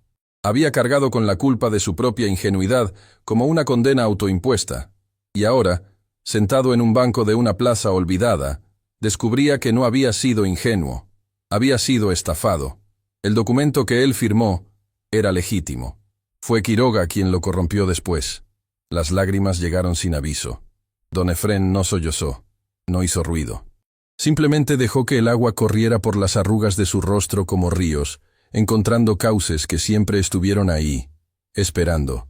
Años de vergüenza, de culpa, de preguntarse qué habría pasado si hubiera sido más cuidadoso, se disolvían con cada lágrima. Renato se arrodilló frente a él y le puso una mano en la rodilla. No dijo nada, no hacía falta. Solo estuvo ahí, como don Efrén había estado para él tantas veces en ese taller que olía a aceite y a segundas oportunidades. Silvana se cubrió la boca con la mano, conteniendo su propia emoción. Luciana miraba al suelo, los puños apretados, la mandíbula tensa. Amara grababa todo, no como periodista sino como testigo de un momento que merecía ser preservado. «Hay más», Elena dijo suavemente, esperando a que don Efrén pudiera escuchar. El viejo levantó la mirada. «¿Más?». Elena encendió la tablet y mostró un documento digital. «Esto lo encontré hace apenas unas horas, revisando archivos personales de mi padre. Es la razón por la que decidí arriesgar todo. La razón por la que ya no puedo ser una Castellón». La pantalla mostraba un informe interno marcado como confidencial. Era un reporte de incidentes del Titán Vito 8, y lo que contenía heló la sangre de todos los presentes. Hace semanas, un auto equipado con el Titán Big 8 se detuvo repentinamente en una autopista. Elena explicó con voz que luchaba por mantenerse firme. El conductor logró maniobrar hacia el arcén y nadie resultó herido. Pero el incidente fue reportado al servicio técnico de Castellón. Mi padre lo supo, Quiroga lo supo, Luciana. Todas las miradas se dirigieron a la directora de ingeniería. Yo no sabía de este incidente, Luciana dijo, genuinamente sorprendida. Nunca llegó a mi departamento. Porque mi padre lo interceptó personalmente. Elena continuó. Ordenó que el reporte fuera clasificado y destruido. Envió un mecánico de la empresa al domicilio del conductor. Le arreglaron el auto gratuitamente y le hicieron firmar un acuerdo de confidencialidad con una compensación económica generosa. Compraron su silencio, Amara dijo con indignación controlada. Exactamente. Y eso no es todo. Elena pasó a la siguiente página del informe. No fue un solo incidente. Fueron 3. 3 autos diferentes. 3 conductores diferentes. En las semanas previas a la demostración en la sala de juntas. Mi padre sabía que el motor fallaba en condiciones reales.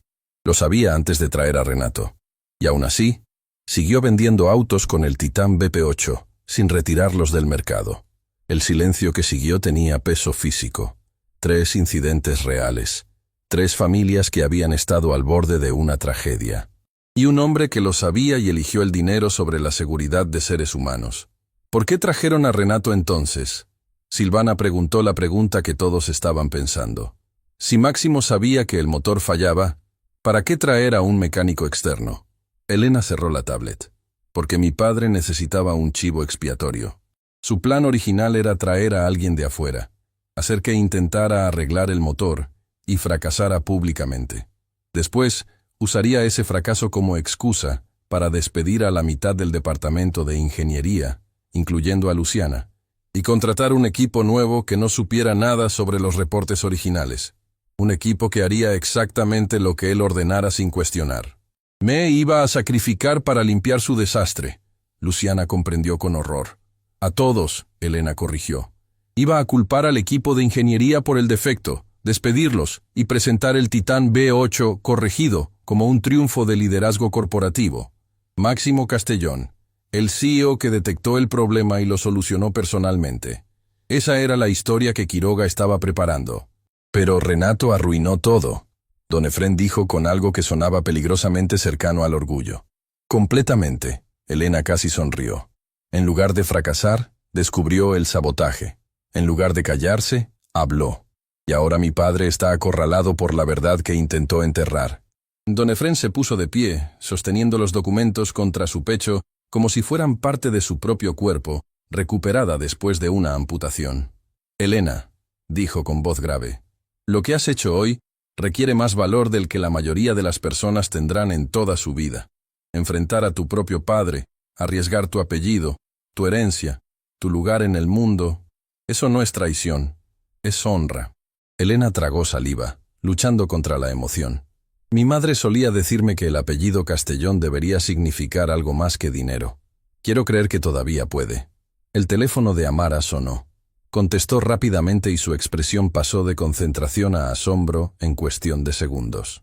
Era mi contacto en la Comisión Nacional, dijo al colgar. El coronel Artemio Bravo vio el artículo y el video de Renato. Está furioso. No por nosotros, sino por los 3 incidentes que nunca fueron reportados oficialmente. Dice que eso constituye ocultamiento criminal de fallas de seguridad. Está moviendo sus recursos para anular la orden judicial de Quiroga y abrir una investigación formal. ¿Puede hacer eso? Renato preguntó. Cuando hay evidencia de riesgo inminente para la vida de personas, la comisión tiene autoridad para actuar por encima de órdenes judiciales civiles. Y con los documentos de Elena mostrando que Castellón ocultó incidentes reales, Bravo tiene todo lo que necesita. ¿Cuánto tiempo tardará? Don Efrén preguntó. Dijo que para mañana temprano tendrá la orden de revisión obligatoria de cada vehículo con el Titán P8 en el país, y una citación formal para Máximo Castellón. Por primera vez en horas, algo parecido a la esperanza se instaló en el grupo. Pero Renato sabía que las próximas horas serían las más peligrosas. Un animal acorralado es un animal impredecible. Necesitamos protección, dijo. No solo legal, física. Si Máximo sabe que Elena nos entregó esos documentos... Ya pensé en eso. Elena sacó su teléfono. El coronel Bravo ofreció custodia protectora para todos nosotros hasta que se formalice la investigación. Un equipo de la comisión nos estará esperando en una dirección que me enviará en minutos. Mientras esperaban la dirección, Renato se alejó unos pasos del grupo. Necesitaba un momento. Solo uno. Se paró junto a la fuente que no funcionaba y miró el cielo que empezaba a oscurecerse. Hacía apenas un día. Era un mecánico de barrio que arreglaba autos viejos en un taller que la mayoría de la gente no encontraría en un mapa. Ahora su rostro estaba en cada pantalla del país, y la verdad que había descubierto sacudía los cimientos de un imperio. Don Efrén se acercó a él en silencio. ¿Estás bien, muchacho? No lo sé, Renato admitió. Todo esto es demasiado. Yo solo quería arreglar un motor. Don Efrén sonrió. Esa sonrisa que era mitad tristeza, mitad sabiduría. A veces arreglar un motor es arreglar el mundo, Renato. A veces las manos que saben escuchar máquinas también saben escuchar injusticias. Eso no es casualidad, es destino. ¿Usted cree en el destino? Creo en ti. Don Efrén respondió simplemente. Desde el día que llegaste a mi taller, supe que esas manos estaban hechas para algo más grande que cambiar aceite. Solo necesitaban la oportunidad correcta. El teléfono de Elena vibró con la dirección. Era momento de moverse. Pero cuando el grupo caminaba hacia la camioneta, Renato notó algo que detuvo su corazón. Al otro lado de la plaza, parcialmente oculto entre los árboles, había un auto estacionado con las luces apagadas.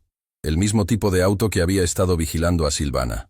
Y dentro, apenas visible en la penumbra, alguien los estaba fotografiando. «Suban», Renato ordenó con voz baja pero urgente. Ahora, cuando arrancó la camioneta y tomó la primera calle disponible, miró por el espejo retrovisor. El auto encendió sus luces y comenzó a moverse. Los estaban siguiendo, y la persona detrás del volante de ese auto no era un abogado ni un ejecutivo. Era alguien que Quiroga había llamado aquella noche desde el taller. Alguien cuyo trabajo no dejaba rastros en documentos corporativos. Alguien que acababa de recibir una nueva instrucción de Máximo Castellón: recuperar los documentos de Elena a cualquier precio. Renato aceleró sin pensarlo. No de manera temeraria, sino con esa precisión instintiva de quien conoce cada calle de su ciudad como conoce cada pieza de un motor. Giró a la derecha, luego a la izquierda. Tomó un callejón estrecho que solo los vecinos del barrio conocían. Don Efrén se aferraba al asiento sin decir palabra. Luciana y Silvana se sostenían una de la otra en la parte trasera. Amara miraba por la ventana trasera, rastreando las luces del auto perseguidor. «Sigue ahí», confirmó Amara. «Pero se quedó atrás en el callejón. No conoce estas calles como tú». Renato tomó otra curva cerrada y salió a una avenida principal donde el tráfico nocturno les dio cobertura. Se mezcló entre los demás vehículos y redujo la velocidad para no llamar la atención. Después de varias cuadras, las luces desaparecieron del retrovisor. «Los perdimos», Renato exhaló. «Por ahora», don Efrén dijo con gravedad. «Pero saben quiénes somos. Saben dónde está el taller, y pronto sabrán dónde estamos». El teléfono de Elena vibró. Leyó el mensaje y dio la dirección al grupo. «El coronel Bravo nos espera en la sede de la Comisión Nacional. Envió una escolta que nos interceptará en camino». Efectivamente, pocas cuadras después, 2 vehículos oficiales de la Comisión Nacional de Seguridad Automotriz se posicionaron uno delante y otro detrás de la camioneta de Renato. La sensación de protección fue inmediata, como un muro invisible que de repente separaba al grupo del peligro. La sede de la comisión era un edificio gubernamental sobrio, sin la ostentación del rascacielos de Castellón, pero con algo que aquel lugar nunca tuvo: autoridad legítima. Cuando entraron al estacionamiento subterráneo, las puertas de seguridad se cerraron detrás de ellos con un sonido que por primera vez en horas no se sentía amenazante sino reconfortante. El coronel Artemio Bravo los esperaba en la sala de reuniones del 3er piso. Era un hombre cuya presencia llenaba cualquier espacio que ocupara, no por su tamaño ni por su voz, sino por esa calma absoluta que solo poseen quienes han dedicado su vida a hacer lo correcto, sin importar el costo personal. Unos ojos que parecían leer intenciones antes de que las palabras las revelaran. «Señores», dijo sin preámbulos, estrechando la mano de cada uno. Cuando llegó a don Efrén, se detuvo un segundo más. Ingeniero, he leído sus planos originales esta noche. Son extraordinarios. Lamento que el sistema le haya fallado durante tanto tiempo. Don Efrén apretó la mano del coronel con firmeza. Todavía estamos a tiempo de corregirlo. Exactamente por eso están aquí. Bravo los invitó a sentarse alrededor de una mesa sobre la cual ya estaban desplegados documentos, mapas y pantallas encendidas. Les seré directo. Lo que ustedes destaparon no es solo un caso de fraude corporativo. Es un caso de seguridad pública con implicaciones que van más allá de lo que imaginan. Señaló una pantalla que mostraba un mapa con puntos marcados. Gracias a los datos de la señora Montero y al artículo de la señorita Vidal, mi equipo ha estado trabajando las últimas horas identificando cada vehículo vendido con el motor Titan V8. Hasta este momento, hemos localizado 412 autos circulando con ese motor en todo el país. La cifra golpeó la sala como un trueno silencioso. 412 familias, 412 vidas en riesgo potencial. La orden judicial que Quiroga consiguió para bloquear nuestra investigación fue anulada hace una hora. Bravo continuó. El juez que la firmó está siendo investigado por conflicto de intereses. Resulta que es socio de un club privado cuya membresía fue pagada directamente por Grupo Castellón. Máximo compra todo, Luciana murmuró. No todo. Bravo la miró directamente. No me compró a mí. Y no compró el valor de ninguno de ustedes. Se giró hacia Elena. Señorita Castellón, los documentos que usted proporcionó sobre la alteración de contratos son la pieza clave de todo esto. Con ellos, no solo podemos demostrar fraude corporativo, sino falsificación documental, que es un delito penal. Quiroga enfrenta cargos serios. ¿Y mi padre? Elena preguntó con voz que luchaba entre la firmeza y el dolor de una hija que sabe lo que viene. Bravo la miró con respeto. Su padre enfrenta cargos de ocultamiento de fallas de seguridad, fraude contra los consumidores, manipulación de certificaciones oficiales y obstrucción de investigaciones de seguridad pública. Si los 3 conductores de los incidentes previos están dispuestos a testificar, se añadirán cargos adicionales por cada caso. Elena asintió lentamente. No lloró, pero algo en sus ojos se apagó y se encendió al mismo tiempo, como cuando se cierra una puerta y se abre otra. Hay algo que necesito informarles. Bravo adoptó un tono más grave. El auto que los seguía esta noche pertenece a una empresa de investigación corporativa llamada Grupo Halcón. Son especialistas en vigilancia, intimidación legal y presión sobre testigos.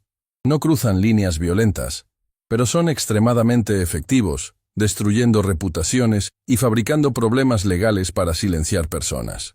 Quiroga los contrató, Renato dijo. No era pregunta. Castellón los tiene como servicio permanente. Fueron ellos quienes vigilaron a la señora Montero. Fueron ellos quienes dejaron la fotografía bajo su puerta. Y fueron ellos quienes, según nuestra inteligencia, intentaron acceder a los registros personales de cada uno de ustedes durante las últimas horas buscando cualquier cosa que pudieran usar en su contra. Silvana tembló visiblemente. La idea de que alguien había estado escarbando en su vida privada buscando armas para destruirla era una violación que no dejaba marcas visibles, pero dolía profundamente. Luciana, sentada a su lado, hizo algo inesperado. Extendió su mano y la posó sobre la de Silvana. No dijo nada. No hacía falta. Era un gesto que contenía años de culpa, de arrepentimiento, de todo lo que debería haber hecho cuando vio cómo Silvana era expulsada de Castellón y no movió un dedo para defenderla. Silvana miró la mano de Luciana sobre la suya. Durante un instante que pareció contener años enteros, su rostro fue un campo de batalla entre el resentimiento y algo más profundo.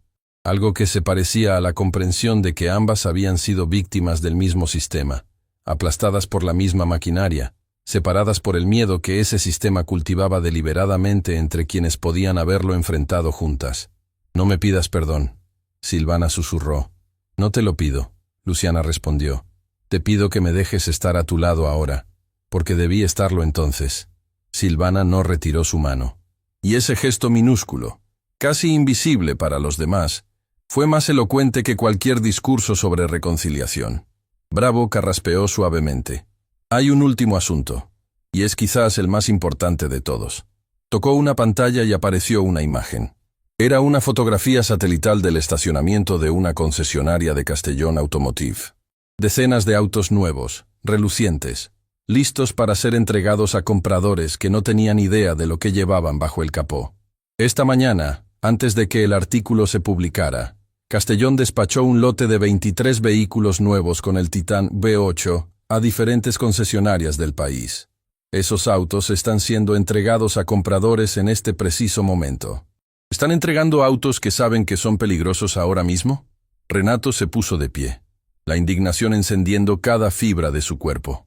Fueron despachados antes de la publicación, pero las entregas no fueron detenidas después, lo cual significa que Castellón, a pesar de saber que la verdad ya es pública, no ha ordenado detener las ventas. Porque detenerlas sería admitir culpabilidad. Quiroga, no. No era Quiroga quien hablaba, era Elena. Y el hecho de que ella pudiera anticipar la lógica de su propio padre con esa precisión, revelaba cuánto conocía los mecanismos de ese imperio, y cuánto le costaba emocionalmente entenderlos. Bravo asintió. Exactamente. Por eso necesito actuar ahora. Esta noche voy a emitir una orden de retiro obligatorio de todos los vehículos con el Titán V8 del mercado. Cada concesionaria será notificada. Cada comprador será contactado. Cada auto será revisado. ¿Y Castellón? Don Efrén preguntó. Mañana a primera hora, Máximo Castellón y Dante Saúl Quiroga recibirán citaciones formales para comparecer ante la comisión. Si no se presentan voluntariamente, se emitirán órdenes de detención. Las palabras resonaron en la sala como campanas. Órdenes de detención. Para el hombre más poderoso de la industria automotriz del país. El hombre que durante décadas había comprado silencios, destruido carreras, y manipulado el sistema como si fuera su juguete personal. Don Efrén cerró los ojos. Renato lo observó y vio algo que nunca había visto en el rostro del viejo. Paz. No felicidad, no triunfo, no venganza satisfecha. Paz. La paz de un hombre que finalmente ve que la injusticia que cargó sobre sus hombros durante la mayor parte de su vida está a punto de ser reconocida. Don Efrén. Bravo se dirigió a él con una solemnidad que hizo que todos en la sala prestaran atención. Quiero que sepa algo.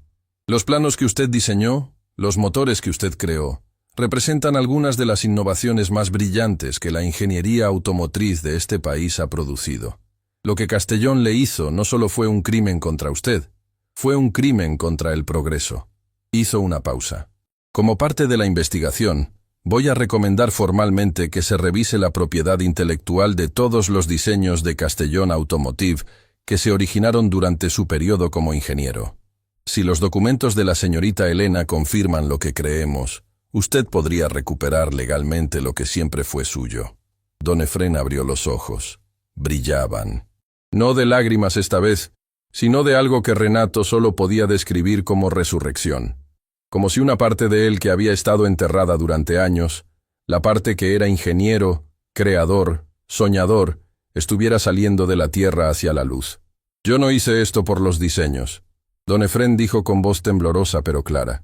Los diseños son metal y papel. Lo hice por él. Señaló a Renato. Lo hice porque este muchacho merece vivir en un mundo donde el talento sea respetado, no robado. Donde las manos que saben crear cosas extraordinarias no sean humilladas por personas que solo saben comprar y vender. Renato sintió el nudo en su garganta apretarse hasta casi no poder respirar. Ese hombre, ese viejo terco y sabio que lo había recogido de la calle y le había enseñado a escuchar motores, acababa de decir frente a un coronel y frente a todos que todo lo que había hecho en su vida lo había hecho por él.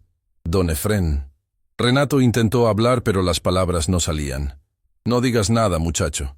Don Efrén sonrió. Esa sonrisa que era mitad lágrima y mitad sol. Solo prométeme que cuando todo esto termine, vas a seguir haciendo lo que mejor sabes hacer. Escuchar lo que las cosas necesitan. Los motores, las personas, el mundo. Esas manos tuyas entienden un lenguaje que no se enseña en universidades. No dejes que nadie te convenza de que eso no vale. Renato asintió, incapaz de hablar. A su lado, Amara grababa con lágrimas rodando por sus mejillas. Elena miraba hacia la ventana, procesando el hecho de que estaba presenciando el tipo de amor que su padre jamás había sido capaz de dar. Silvana apretaba la mano de Luciana sin darse cuenta de que lo hacía. Bravo permitió que el momento existiera. No lo interrumpió. Había aprendido en su carrera que los momentos de verdad humana son más poderosos que cualquier procedimiento legal. Finalmente, se aclaró la garganta. Hay algo más que necesitan saber antes de que terminemos esta noche. Encendió otra pantalla. Mostraba un comunicado oficial que estaba a punto de ser enviado a todos los medios del país. Esta noche, la Comisión Nacional de Seguridad Automotriz va a emitir una alerta pública sobre el Titán V8. Cada propietario de un vehículo con ese motor será notificado directamente. Se establecerán centros de revisión en cada ciudad, y el costo total de las reparaciones será asumido por Grupo Castellón, por orden de esta comisión. Castellón no aceptará eso voluntariamente, Luciana señaló. No necesita aceptarlo. Es una orden, no una invitación. Bravo apagó las pantallas. Ahora, todos ustedes se quedarán en las instalaciones de la comisión esta noche. Tenemos habitaciones de resguardo. Grupo Halcón no puede acceder aquí, y mañana, cuando amanezca, el mundo será muy diferente para Máximo Castellón. Mientras el grupo era escoltado a las habitaciones, Renato se quedó atrás. Necesitaba un momento. Se paró frente a una ventana que daba a la ciudad nocturna. Todas esas luces que representaban familias, historias, vidas que ni siquiera sabían lo cerca que habían estado del peligro. Elena se acercó. Se quedó de pie a su lado sin hablar durante un rato. ¿Estás bien?, Renato preguntó finalmente. Acabo de ayudar a que arresten a mi padre. Elena respondió sin autocompasión, solo con esa honestidad descarnada que Renato había empezado a reconocer como su cualidad más valiente. No sé si algún día estaré bien con eso, pero sé que estaré peor si no lo hacía. Tu padre tomó decisiones que pusieron vidas en peligro. Lo sé, pero sigue siendo mi padre. Su voz se quebró apenas un instante. Y la parte más difícil no es saber que hice lo correcto. La parte más difícil es saber que él nunca lo entenderá. Para él, yo soy la traidora. Y vivirá el resto de su vida creyendo eso. Renato no tenía palabras de consuelo que no sonaran vacías. Así que hizo lo que don Efrén le había enseñado sin saber que se lo enseñaba. Estuvo presente, sin arreglar nada, sin ofrecer soluciones, solo estando ahí. Gracias, Elena susurró. ¿Por qué? Por no decirme que todo va a estar bien. Porque ambos sabemos que no es así de simple. Se quedaron en silencio mirando la ciudad. En algún lugar allá abajo, Máximo Castellón estaba en su mansión, rodeado de abogados, preparando su última defensa. En algún lugar, Quiroga calculaba escapatorias legales. En algún lugar, los operativos de Grupo Halcón recibían la orden de retirarse porque su cliente estaba a punto de perder el poder para pagarles. Y en algún lugar, en 412 hogares, familias dormían sin saber que mañana recibirían una llamada que posiblemente les salvaría la vida. Pero lo que nadie sabía, ni Renato, ni Elena, ni siquiera el coronel Bravo, era que Máximo Castellón no estaba preparando una defensa. Estaba preparando algo mucho más inesperado. Algo que nadie en esa sala habría podido predecir. Y ese algo cambiaría el destino de todos para siempre. Nadie esperaba lo que sucedió al amanecer. Cuando el coronel Bravo encendió las pantallas de la sala de reuniones para coordinar las citaciones formales, un comunicado de Grupo Castellón ya estaba circulando en todos los medios del país. No era un comunicado legal, no era una defensa preparada por Quiroga. Era una carta firmada personalmente por Máximo Castellón. Bravo la leyó en voz alta para el grupo reunido. A la opinión pública, a las familias afectadas y a las personas que tuve la cobardía de lastimar en nombre del progreso. Renato y don Efrén intercambiaron una mirada de absoluta incredulidad. Durante décadas construí un imperio convenciéndome de que el fin justificaba los medios.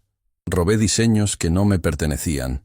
Destruí carreras de personas inocentes. Ordené ocultar fallas que ponían vidas en riesgo. Y cuando la verdad me alcanzó, mi primer instinto fue silenciarla con dinero y amenazas. Elena, de pie junto a la ventana, escuchaba con los ojos cerrados y las manos temblando. Anoche, cuando mi hija Elena me enfrentó por última vez, me dijo algo que ningún abogado, ningún asesor, ningún socio me había dicho jamás.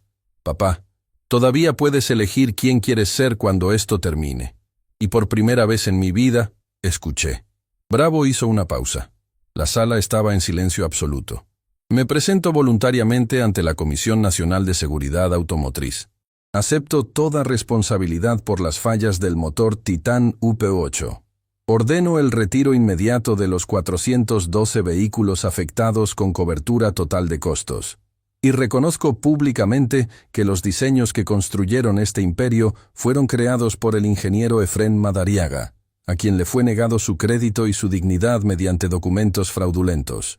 Don Efrén se llevó la mano al pecho. Nadie en esa sala conocía su apellido completo.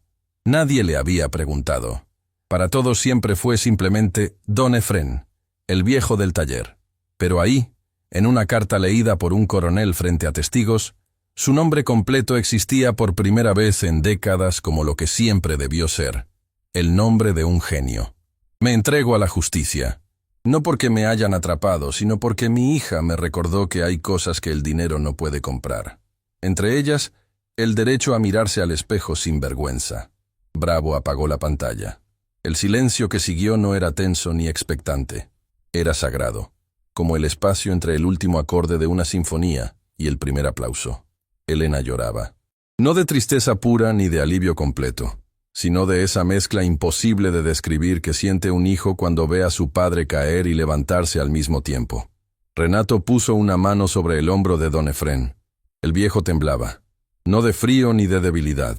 Temblaba porque algo que había cargado durante la mayor parte de su vida, esa piedra invisible llamada injusticia, acababa de ser levantada de sus hombros por la persona que la había puesto ahí. Efrén Madariaga. Don Efrén repitió su propio nombre como si lo estuviera probando después de años sin usarlo. Hace tanto tiempo que nadie me llamaba así. Ese es su nombre. Bravo dijo con solemnidad. Y a partir de hoy, estará donde siempre debió estar. En cada motor, en cada patente, en cada línea de diseño que usted creó. Las semanas siguientes transformaron el mundo de todos los involucrados. Máximo Castellón se presentó ante la comisión y posteriormente ante la justicia. Fue procesado por fraude, falsificación documental y ocultamiento de fallas de seguridad. Su cooperación voluntaria fue considerada como atenuante, pero no lo eximió de las consecuencias. Su imperio, construido sobre cimientos de mentiras, comenzó a reestructurarse bajo supervisión judicial. Dante Saúl Quiroga enfrentó cargos por falsificación de documentos legales y obstrucción de justicia. Los contratos alterados que Elena entregó fueron la evidencia definitiva. Su licencia para ejercer fue suspendida permanentemente. Los 412 vehículos fueron retirados, revisados y reparados sin costo alguno para sus propietarios. Ninguna familia fue lastimada. La intervención llegó a tiempo. Don Efrén recuperó legalmente la propiedad intelectual de sus diseños. No fue un proceso rápido ni sencillo, pero con los documentos originales, la confesión de Máximo y el respaldo del coronel Bravo, la justicia finalmente reconoció lo que el mundo corporativo le había negado durante décadas. Su nombre fue inscrito oficialmente como creador original del motor Titan y de toda la línea de diseños que habían construido Castellón Automotive. Pero don Efrén no quiso dinero. No quiso regalías. No quiso fama. Pidió una sola cosa: que se creara una fundación con su nombre, dedicada a becar jóvenes talentos sin recursos formales. Mecánicos, inventores, ingenieros autodidactas, personas como Renato, personas cuyas manos sabían crear cosas extraordinarias, pero cuyas circunstancias nunca les dieron la oportunidad de demostrarlo. La Fundación Madariaga abrió sus puertas tiempo después en el mismo barrio Las Cruces, a 2 cuadras del taller El Refugio. Silvana Montero fue restituida públicamente. Recibió ofertas de trabajo de las empresas más prestigiosas del país, pero eligió unirse a la Comisión Nacional como asesora técnica de seguridad, asegurándose de que ninguna empresa volviera a poner ganancias por encima de vidas humanas. Luciana Ferrero testificó ante la justicia con total transparencia.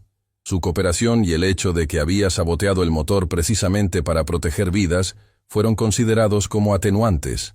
No enfrentó cargos penales. Se unió a la Fundación Madariaga como directora técnica, trabajando codo a codo con don Efrén por primera vez como iguales.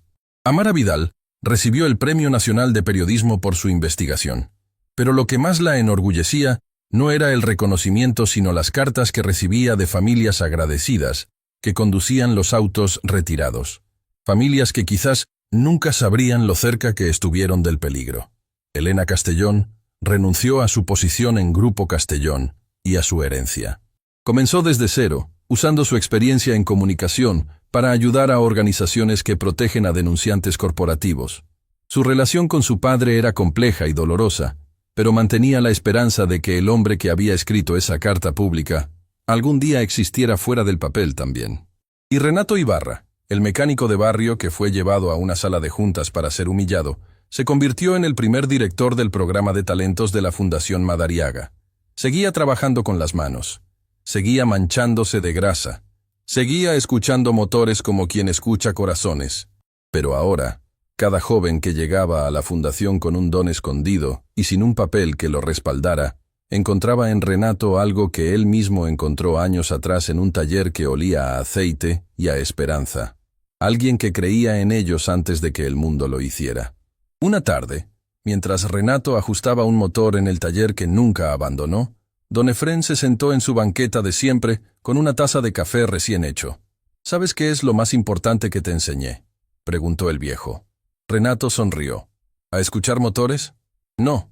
Don Efrén tomó un sorbo de café y miró hacia la calle, donde una nueva generación de jóvenes entraba a la fundación que llevaba su nombre. Te enseñé que las manos que reparan cosas rotas pueden reparar el mundo. Solo necesitan la oportunidad de tocar lo que está roto. Renato miró sus propias manos, manchadas de grasa, marcadas por el trabajo, imperfectas. Las mismas manos que un CEO millonario despreció en una sala de juntas reluciente. Las mismas manos que encendieron un motor y apagaron un imperio de mentiras. Las mismas manos que ahora abrían puertas para quienes el mundo insistía en mantener afuera. Y supo, con la certeza silenciosa de quien finalmente entiende su lugar en el mundo, que esas manos siempre habían sido suficientes. Siempre.